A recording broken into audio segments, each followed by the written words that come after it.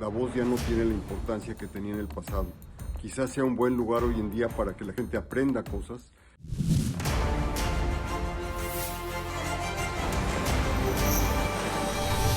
La semana pasada tuvo lugar la reunión en Davos, donde se juntan académicos, políticos, empresarios, que son los que fundamentalmente asisten y tienen interés en encontrar cuáles son las cosas nuevas, las tendencias del año.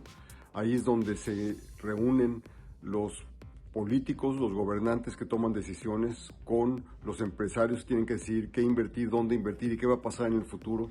Tratan de entender cómo cambia el mundo. Lo interesante es que este año, desde que se creó Davos hace unos 25 o 30 años, es que Davos ya no tiene la importancia que tenía en el pasado. Quizás sea un buen lugar hoy en día para que la gente aprenda cosas, pero la importancia de Davos se ha transformado por una razón muy sencilla, porque el mundo posterior a la Guerra Fría ha cambiado. La historia del mundo por los últimos 300 años es la de las potencias compitiendo unas con otras, unas subiendo, unas descendiendo. Esa es la historia del mundo.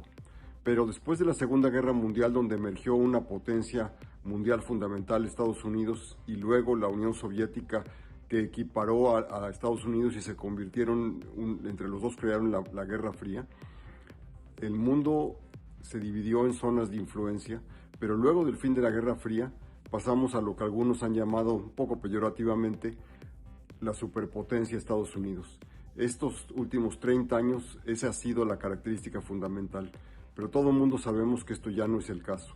El fin de la Guerra Fría cambió al mundo en muchos sentidos, pero la guerra de Ucrania los cambia en otros, y más importante lo que está haciendo China en su zona de influencia, en su región, es crear condiciones para su propio espacio, separando, aislando y haciendo cada vez más difícil que otros países incorporen, participen, crucen sus mares. El punto de todo esto es que por estos últimos 30 años han sido las decisiones económicas, la búsqueda para atraer inversión privada, lo que dominó las relaciones entre gobiernos y empresas. Hoy en día los criterios nacionales, los criterios militares, los criterios políticos entre las relaciones entre las naciones van a volver a cobrar importancia inusitada.